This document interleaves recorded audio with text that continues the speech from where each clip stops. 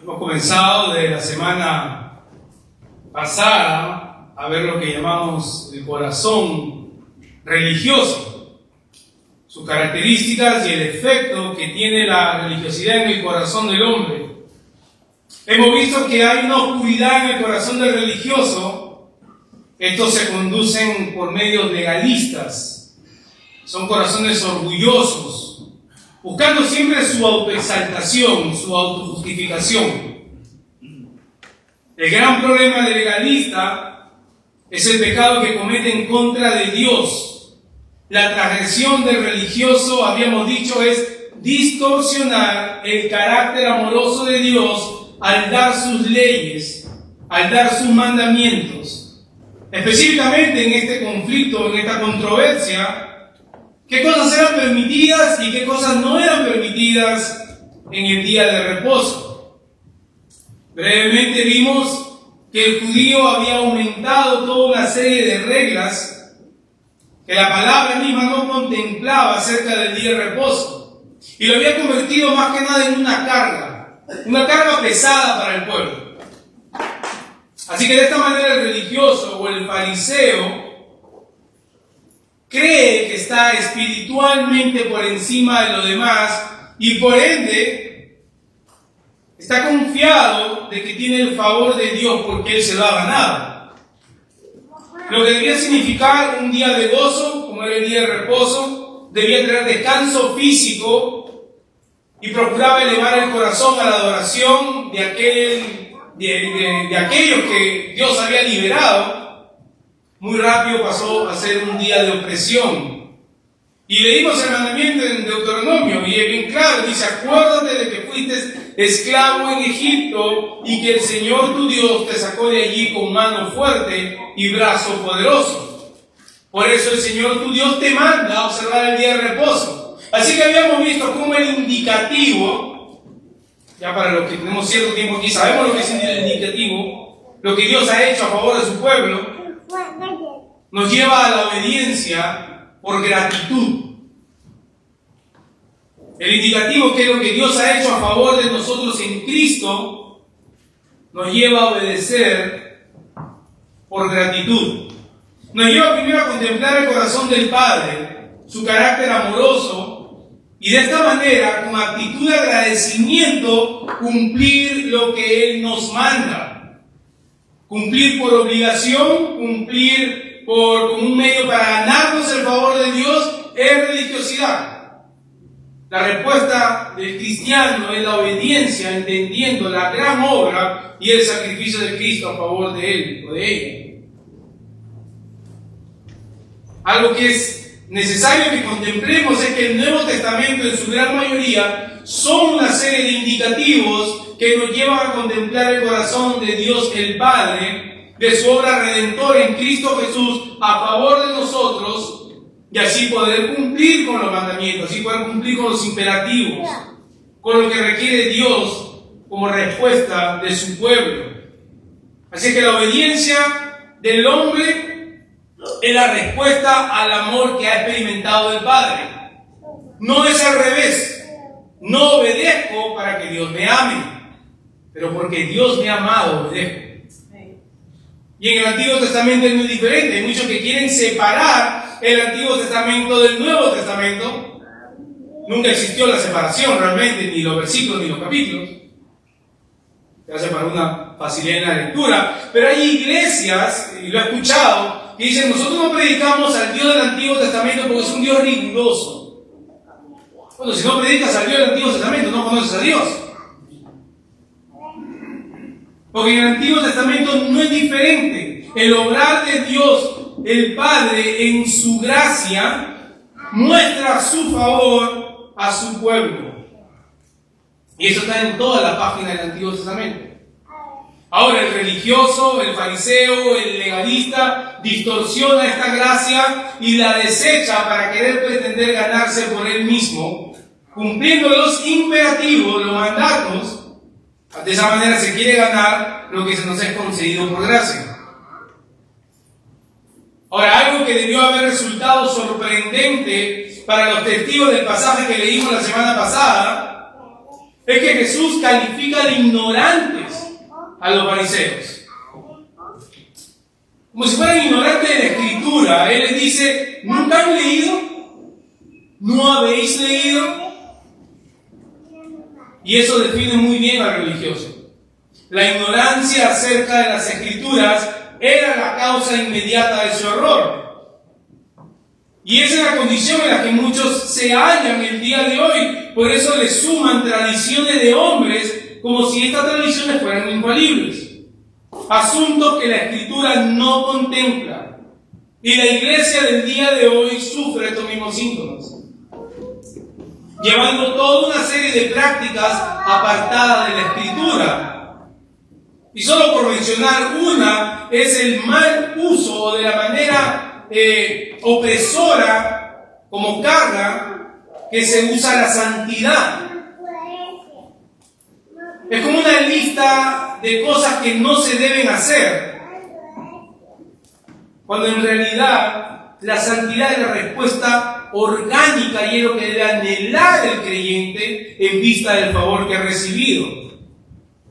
Pero la manera como muchas iglesias lo usan es que debe de crecer en santidad para recibir el favor de Dios y así no caer de la gracia, lo cual no está en la Escritura. La verdad bíblica acerca de la santidad nos dice que es la respuesta lógica de aquel individuo. Es una respuesta llena de amor de aquel individuo en el cual habita el Espíritu Santo. Y porque ya recibió el favor de Dios, y porque ha sido libertado del pecado y verdaderamente libre, no hay que hacer ningún tipo de ceremonia aparte de esa, ahora sí puede vivir día a día creciendo en santidad, apuntando a una vida que le complazca al Padre. Pero el legalismo es todo lo contrario. El legalismo crea temor, crea prohibiciones externas, penitencias. Los diezmos, desgraciadamente, también es usado de esta manera, usándolo como temor, como amenaza. Así que todo esto es usado por legalistas para oprimir a las personas. Debemos tener cuidado de no caer en todo lo contrario, de querer vivir en el libertinaje, en el antinomianismo, en contemplar lo que la Escritura nos manda y decir no, porque estamos bajo la gracia. Es una hipergracia, una gracia barata, no es la que predicamos nosotros. Así que debemos cuidarnos de ambos extremos. En el capítulo de hoy, capítulo 3 de Marcos, le damos gracias al Señor que nos haya permitido llegar hasta este punto y nos dé sabiduría para poder terminar con todo el Evangelio de Marcos. En este punto del Evangelio de Marcos, en este pasaje, vamos a ver que lo más probable es que haya ocurrido en otro día. Que haya ocurrido en el mismo día en donde vimos el escenario anterior, en el capítulo 2, terminando el capítulo 2. Creo yo que lo que Marcos está haciendo es traer a memoria otro día de reposo, pero el fin es el mismo.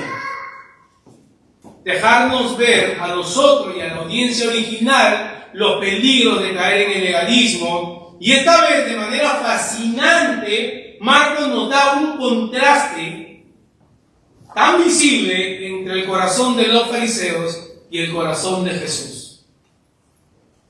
Nos lleva a ver de cómo el corazón del fariseo no está centrado o no está preocupado en buscar hacer el bien y salvar la vida.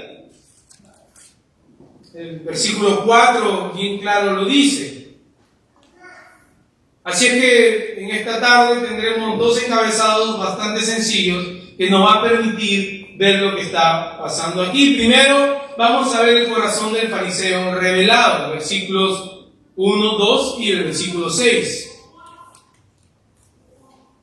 Y también veremos el corazón de Jesús revelado, versículos 3 al 5. El corazón del fariseo revelado, versículos 1, 2 y 6. Y el corazón de Jesús revelado, versículos del 3 al 5. Y antes de continuar, les pido a mis hermanos que me acompañen en oración. Amado Padre, te pedimos que nos guíes en medio de la exposición de tu palabra, que esta exposición sea fiel, correspondiente, Señor, a lo que tu palabra nos dice. que procuremos en todo tiempo, Señor, examinar el pasaje para aplicarlo a la vida de tu iglesia. Ayúdanos, Señor, con todas aquellas debilidades propias de la carne, las distracciones, el cansancio, las preocupaciones, la ansiedad. Todas aquellas cosas, Señor, las ponemos delante en Cristo Jesús. Amén. Vayamos por un momento al Evangelio de Mateo, capítulo 12, versículo 7.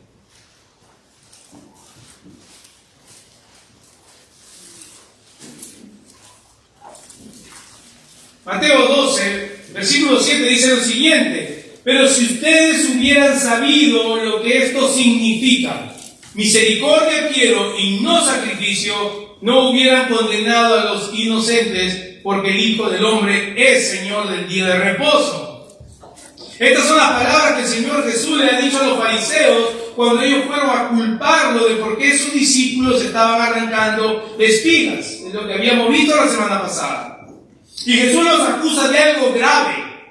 Ellos no entendían lo que era la misericordia. Más aún, no amaban lo que era la misericordia, sino que estaban más preocupados por el sacrificio, por las prácticas. Jesús más adelante, en el mismo Evangelio de Marcos, les diría que ellos han anulado sus mandamientos por sus tradiciones de hombre. Jesús dijo estas palabras: astutamente ustedes violan el mandamiento de Dios. Creo que todos hemos leído en esa parte en el Evangelio de Marcos, cuando Jesús acusa de hipócrita a los fariseos que usaban cualquier cosa que ellos pudieran ofrendar a Dios como escape, como excusa para no ejercer la misericordia. Y de esta manera rompían el mandamiento: honra a tu padre y a tu madre. Esta ley de hombres se les había impuesto al pueblo. Jesús le dice: han invalidado la palabra de Dios por la tradición de ustedes, la cual han transmitido y hacen muchas cosas semejantes a estas. Misericordia quiero y no sacrificio. Y en esto vemos el corazón del Padre. Miqueas 6:8 dice: Él te ha declarado, oh hombre, lo que es bueno. ¿Y qué es lo que demanda el Señor de ti? Sino solo practicar la justicia, amar la misericordia y andar humildemente con tu Dios. Jesús les está diciendo: si ustedes hubieran sabido lo que esto significa, mejor dicho, si el mensaje ha sido claro y si hubieran captado el mensaje a la luz de la Escritura, aquellos que estaban a cargo del liderazgo del pueblo judío, estarían demostrando misericordia. Estarían demostrando misericordia para con los más débiles. Ellos definitivamente sabían lo que Miqueas decía: que debían amar la misericordia. Todos los sacrificios quedan obsoletos si son simplemente presentados con un corazón rencilloso, egoísta, religioso y sin misericordia. Es lo mismo que pasa en el día de hoy. Yo puedo venir a la iglesia, puedo prestar mis servicios, puedo diezmar más que todos. Soy un tipo duro, rencilloso, chismoso, hablador, un religioso, sin misericordia. Es tan profundo este mandato del Señor que no simplemente dice practica la misericordia, dice ámala. Ama la misericordia. Pero por la dureza de nuestro corazón y de nuestro pecado, se nos es tan difícil, hermanos, poder procesar lo que el Señor expresamente dice aquí. Ahora, todos podemos dar ejemplo de misericordia. Claro, yo doy. Pero la misericordia del Señor no es como la misericordia de nosotros, ni es como la misericordia que Él nos exige. Porque ya el Señor dijo: ¿de qué vale tener misericordia para con aquellos que obran bien con nosotros? Los gentiles hacen lo mismo. No hay mérito en eso. Pero imagínense mostrar misericordia a alguien que constantemente lo insulta, lo vitupera.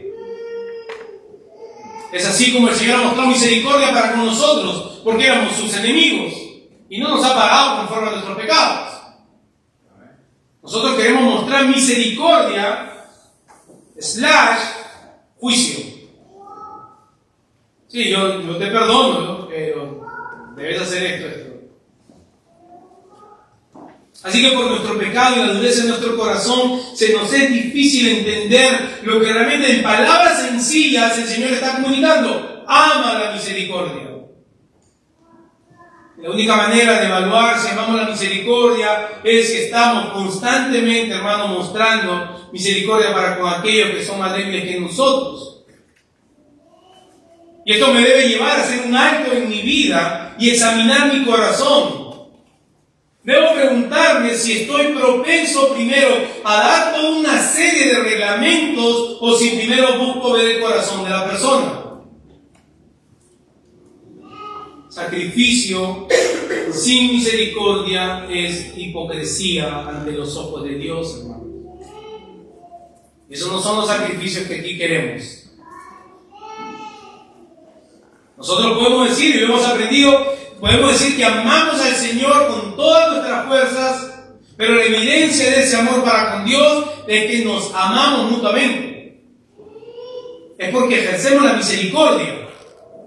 Detrás de la frase yo amo a Dios con todas mis fuerzas, me puedo escudar, puedo pretender que amo, pero la palabra es clara. 1 Juan nos dice, si amamos a Dios, amaremos a nuestros hermanos. Pero si tú no amas a tus hermanos, si yo no amo a mis hermanos, yo me puedo gastar diciendo que amo a Dios. Es una farsa.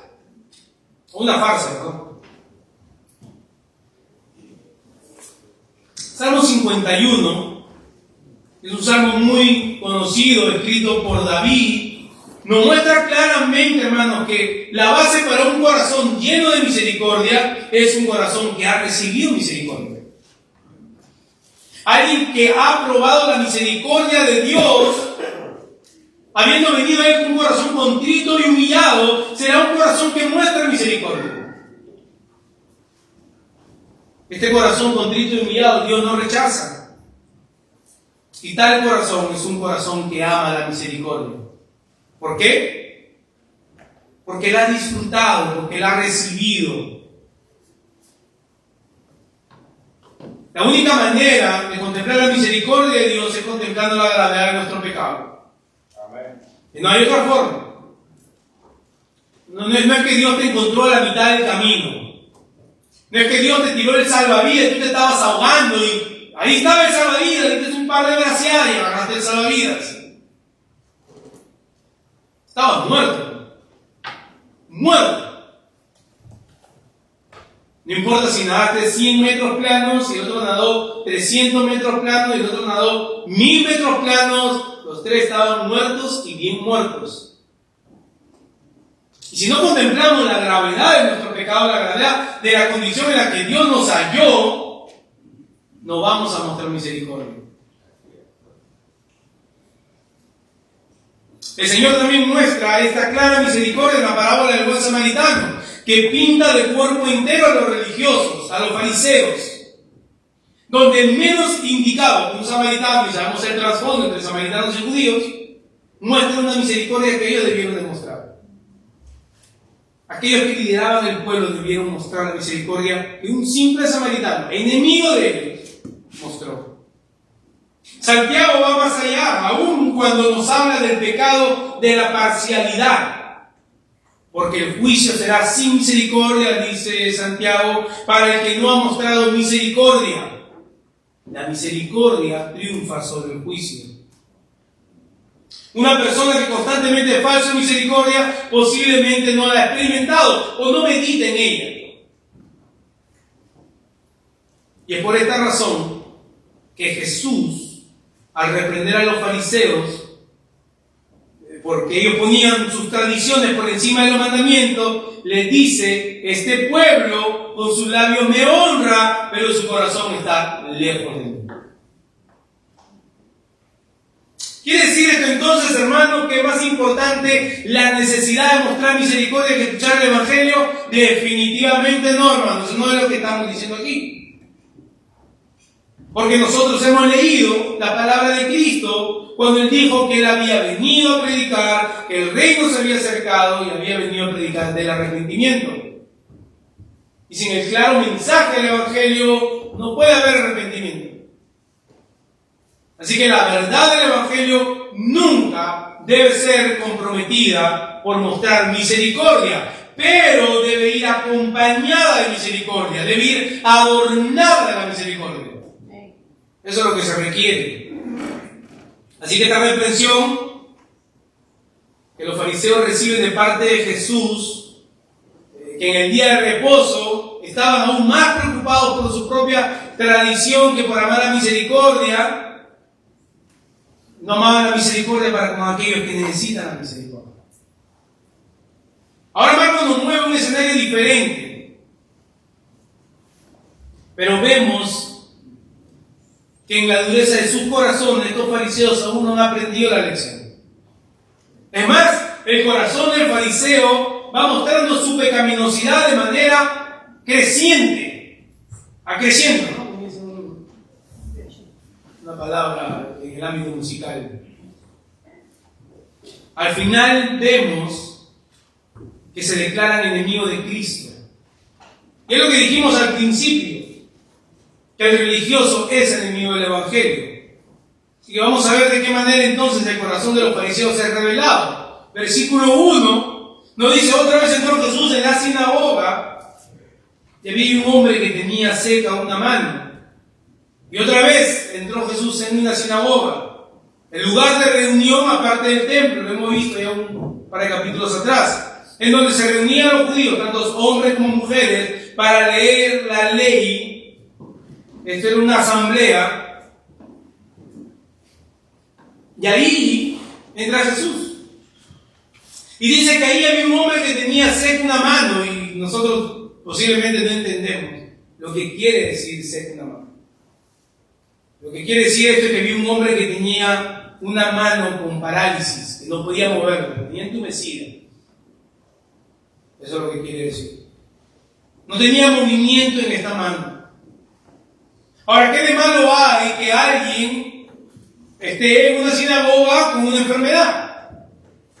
No creo que Jesús esté acusando a los fariseos por una enfermedad que ellos no podían sanar, ¿verdad? Aquí entre nosotros hay personas que tienen ciertas enfermedades, no podemos sanar. Nosotros oramos por milagros para que el Señor obre, pero no existen milagreros. Pero posiblemente lo que está pasando aquí es ese pecado de parcialidad que vemos en la carta de Santiago, que escribe también a personas con trasfondo judío que entendían bien la sinagoga.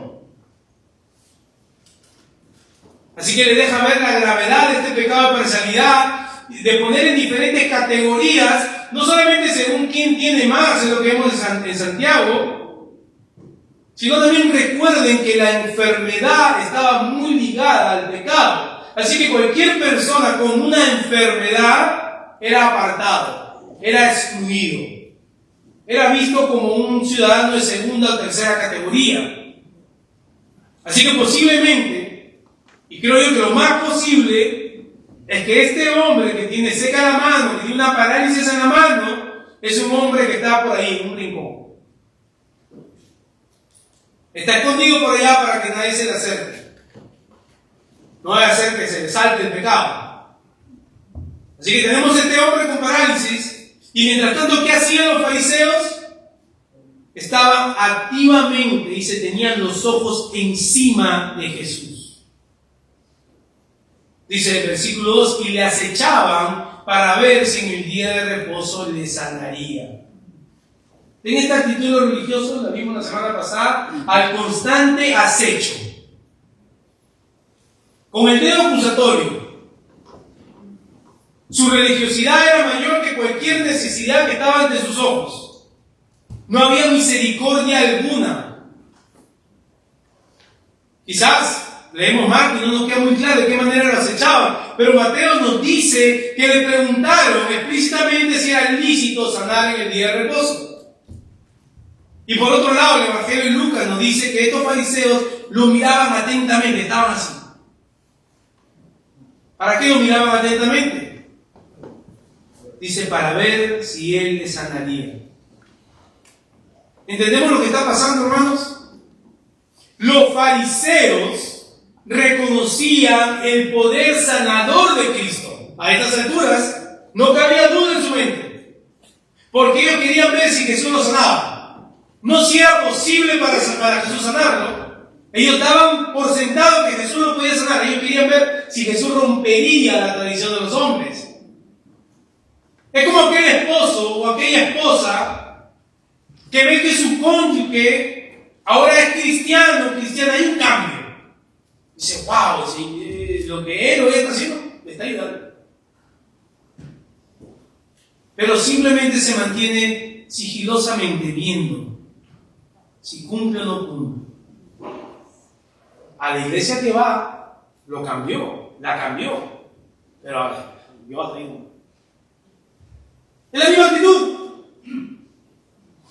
Están viendo dónde está el error, reconocen, hay un poder transformador en Cristo. ¿Verdad? Los fariseos hacían eso. Pero solamente para andar atentamente viendo qué es lo que pasa después. Así que a estas alturas no debe ninguna duda en su mente de lo que Jesús podía hacer.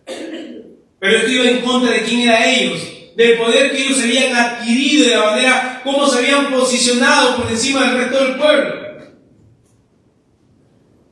¿Qué tal manera más gráfica, hermano, de Marco mostrarnos el corazón endurecido por el pecado de la religiosidad? Su corazón es revelado, su malicia es expuesta. Querían acusar a Jesús. ¿Por qué? Porque para el religioso, hermanos, la exposición de la gracia de Dios en la vida de otros es intolerable. Cuando Dios muestra su gracia restaurando al caído, cuando Dios muestra su gracia para con la persona que fue arrastrado por su pecado o arrastrado por su pecado, aquel que se ha revolcado en el fango del pecado, aquel que como el hijo pródigo ha terminado hasta comiendo de lo que los cerdos comían, cuando Dios muestra gracia para con alguien así, el religioso no lo soporta. No lo soporta. Y hermano, desgraciadamente, tristemente, he sido testigo de muchas ocasiones en donde sí, de boca para afuera, se dice, ojalá Dios la restaure, ojalá Dios lo restaure, pero odiamos cuando la persona es restaurada y es usada o usada por Dios. Empiezan los celos. Así mismo sucede ahora, hermano. Al final del pasaje vamos a ver también la manera como este corazón lleno de odio, lleno de religiosidad, lo va a llevar a obrar de manera aún más vil. Porque donde va el corazón, va el resto del cuerpo. Pero ahora lo que Marcos nos va a mostrar es este gran contraste entre el corazón de los fariseos y el corazón de Jesús. Miren versículo 3. Entonces dijo al hombre que tenía la mano seca, levántate y ponte en medio. Lucas, en el pasaje paralelo, nos dice que conocía los pensamientos de ellos. Esta palabra conocido, o conocer en un sentido más explícito, quiere decir veía los pensamientos de ellos. Jesús veía los pensamientos de los fariseos, aquellos que estaban atentos a él, aquellos que lo acechaban y lo querían acusar. Y esto no impidió que Jesús, movido en misericordia, hiciera lo que para los fariseos era prohibido. Ahora, ¿se imaginan por un momento este hombre? Este hombre pasaba desapercibido. Tiene la mano seca o seca la mano. Está tranquilito en una esquina. Jesús voltea, lo mira y le dice, ven, levántate. ¿Se imaginan su corazón como caballo a galope? Pero este hombre no titubeó. Y quizás, al igual que el paralítico del capítulo 2, cuando hemos estudiado ese pasaje, en su mirada quizás había confusión, quizás había asombro, quizás se preguntaba, ¿qué quiere este hombre conmigo? O quizás decía, por fin, alguien que está interesado en mí. Algo tuvo que estar rondando la mente de este individuo. Ahora Jesús ya lo tiene ahí delante de todos y lanza otra pregunta que sería como una estocada en el corazón de los fariseos. Y la vemos en Mateo, el capítulo 12, dice: ¿qué hombre habrá entre ustedes que tenga una oveja y si esta cayera en un hoyo en el día de reposo, no le eche la mano y la levante? Pues ¿cuánto más vale un hombre que una oveja? Y esta pregunta expone la hipocresía de estos fariseos que solamente obedecían en asuntos que les convenía a ellos. Mientras tanto, el hombre sigue parado, sigue de pie, expectante a ver qué es lo que Jesús va a hacer. Y es como que Jesús le estuviera diciendo: ven, levántate, ponte aquí en medio, porque todos van a ver mi gracia sobre ti, porque todos van a ver mi poder restaurador en tu vida, porque todos van a ver mi misericordia, y que mi misericordia es como ninguna. Porque todos van a ver mi autoridad en tu vida. Porque todos van a ver mi poder en tu vida. Porque todos van a ver mi amor en tu vida. Porque todos van a ver mi compasión en tu vida. Y quizás estas palabras que no las dice Jesús textualmente, quizás iban trayendo un confort en el corazón de este hombre que estaba parado sin saber lo que iba a pasar. Y quizás esto nos ilustra, hermano, de manera perfecta de cuando el Señor nos llama a salvación.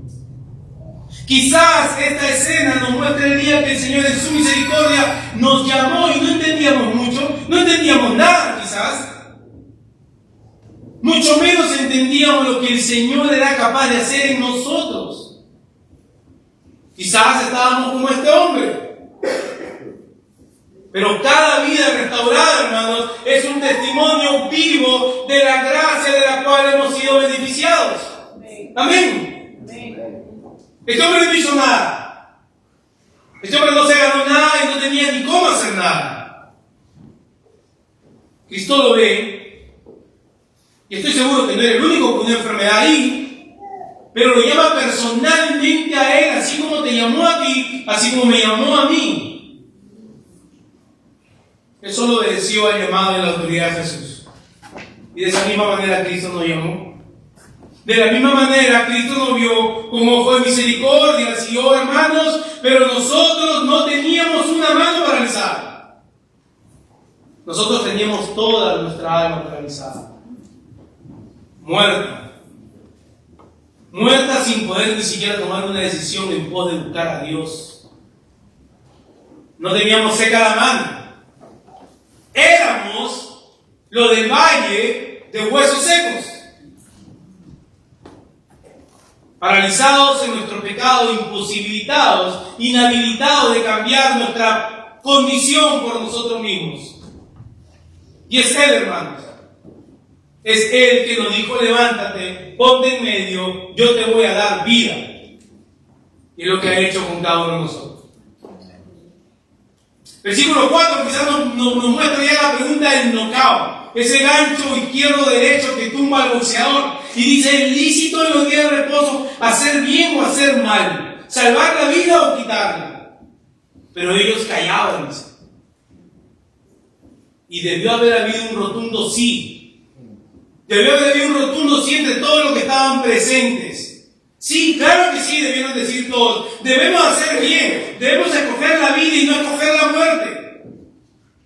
Y esta escena, hermano, nos lleva de regreso unos cuantos miles de años. Un escenario similar allá en Deuteronomio 30:15, cuando Dios por medio de Moisés le dice a Israel: miren, yo he puesto hoy delante de ti la vida y el bien, la muerte y el mal. Yo te ordeno amar al Señor tu Dios, andar en sus caminos y guardar sus mandamientos, guardar sus estatutos y sus decretos, para que vivas y te multipliques, a fin de que el Señor tu Dios te bendiga en la tierra que vas a entrar para poseerla. Escoge la vida para que vivas. Escoge pues la vida para que vivas tú y tu descendencia amando al Señor tu Dios. Y nosotros leemos y vemos que el pueblo de Israel, al pasar el tiempo, escoge el mal y escoge la muerte. Y ahora, unos miles de años más adelante, está aquel hombre que representa toda la ley. Está delante de ellos aquel que había dado la ley. Y le vuelve a preguntar, ¿escogerán ustedes el bien o el mal? ¿Escogerán ustedes la vida o la muerte? Y ellos, al igual que sus antepasados, callaron. Y al callar, escogieron la muerte. Entonces, mirándolos alrededor con enojo, entristecido por la dureza de sus corazones, dijo al hombre, extiende tu mano, y él extendió y la mano le fue restaurada sana. Dice entonces, o a consecuencia de, dice que Jesús experimenta enojo y tristeza. Pero ahora podemos entender por qué. Porque el versículo 4 nos deja ver la ceguera de estos religiosos. El corazón de Jesús revelado, el hombre perfecto, aquel quien es verdaderamente hombre, aquel que es verdaderamente Dios, experimenta enojo. Pero su enojo no es como nuestro enojo, hermanos. En su enojo no hay pecado. Su enojo es perfecto, controlado por su santidad y es consecuencia del pecado del hombre. En este caso, su enojo y su tristeza es producto de la dureza del corazón del hombre. Y quizás se nos sea difícil de comprender. Quizás se nos haga difícil de conciliar en nuestra mente. Nosotros que muchas veces queremos ser como los estoicos. Queremos negarnos de mostrar ningún tipo de emoción. Pero el hombre perfecto, Jesús, aún manteniendo un balance perfecto en sus emociones, cada una de estas emociones santas no se restringió de enojarse y de entristecerse por aquello que era consecuencia del pecado. Qué gran contraste ahora Marcos nos presenta. Por un lado el corazón de los fariseos, el corazón de los religiosos, por otro lado el corazón de nuestro Señor Jesús, que en ese momento vuelve a mirar al hombre que le había dejado un momento ahí y le dice, tiende tu mano. No le dice otra palabra. Pero eso era exactamente que el hombre no podía hacer. Él no podía extender su mano. Él no la podía ni mover. Y Jesús solamente le dice, tiende tu mano. Él extendió, con lo cual era evidencia que su mano le había sido restaurada, había sido completamente sanada. Y ese es el corazón misericordioso de Jesús, hermanos. Quizás el reto más grande que enfrentamos es que en nuestro descuido, en nuestro estudio teológico, muchas veces no contemplamos el corazón de Jesús para con nosotros, que somos su pueblo. Nos olvidamos que Él es un Dios misericordioso y que su misericordia son nuevas cada mañana. Nos olvidamos que somos su iglesia, que somos su novia, que somos templo de su espíritu.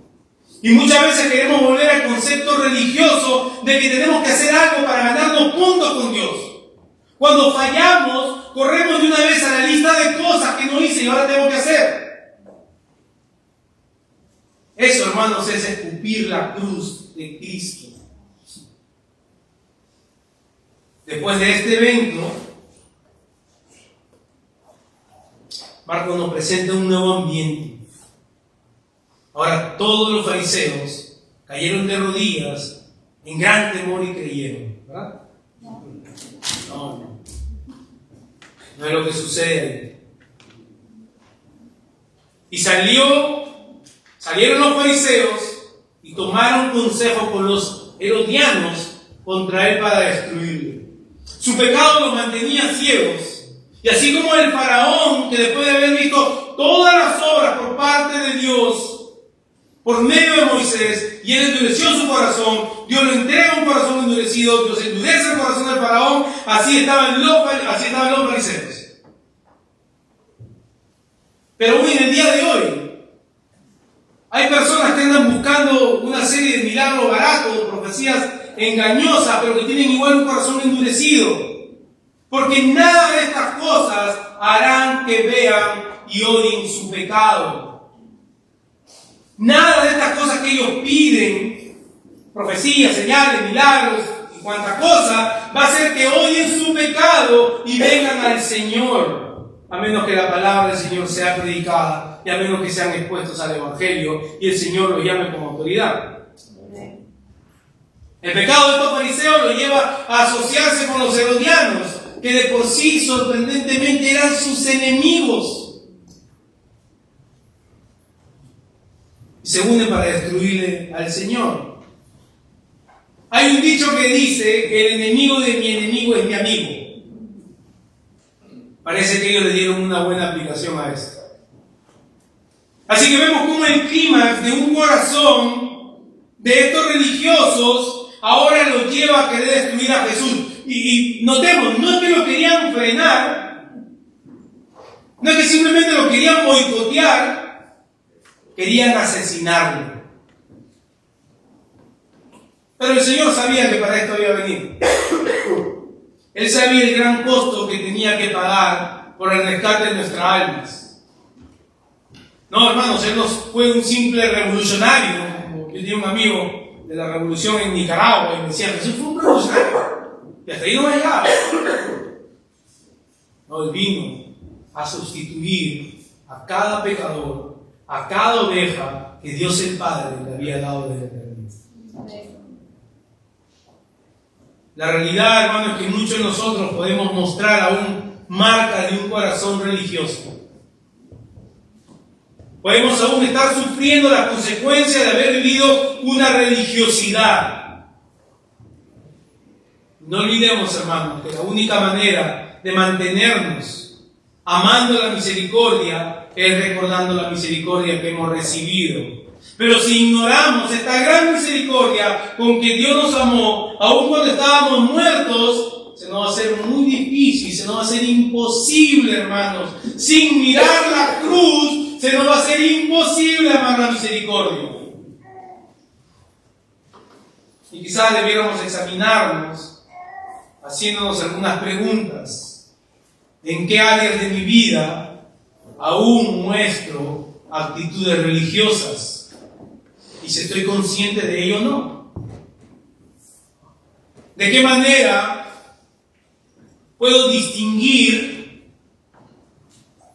si mi vida en Cristo se centra más en reglas y tradiciones que obedecerlo por el amor que se me ha sido otorgado en Cristo Jesús? ¿De qué manera estoy amando a aquellos por los cuales Cristo también murió? Por último, la misma pregunta que Jesús le hizo a aquellos que estaban en esa sinagoga, la misma pregunta que hoy todos debemos de contestar. ¿Escogerá la vida o la muerte? ¿Escogerá lo bueno o lo malo? ¿Escogerás la vida en Cristo Jesús? ¿Correrás a Él para ser reconciliado por medio de Él con el Padre? ¿O escogerás la muerte de tu propia autojusticia? Porque escogerás la muerte de vivir en una vida centrada a ti. Si abandonas tu pecado, pones tu fe en Cristo, habrás escogido la vida. Oremos. No, Padre, te damos gracias, Señor, por este día hermoso que tú nos has permitido, Señor. Gracias por tu palabra que nos exhorta, nos avergüenza, Señor, cuando leemos y posiblemente más nos identificamos con el corazón de los fariseos que con tu corazón. Perdónanos, Señor. Nos arrepentimos como iglesia. Si de alguna manera cada uno consciente, Señor, hemos practicado un legalismo, un fariseísmo que está apartado de tu palabra. Pero también te pedimos, Señor, que no comprometamos la verdad del Evangelio. Señor, porque eres mostrarnos más misericordioso de lo que tú eres. Ayúdanos, Señor, a mantenernos en toda verdad, con toda gracia. En Cristo Jesús. Amén.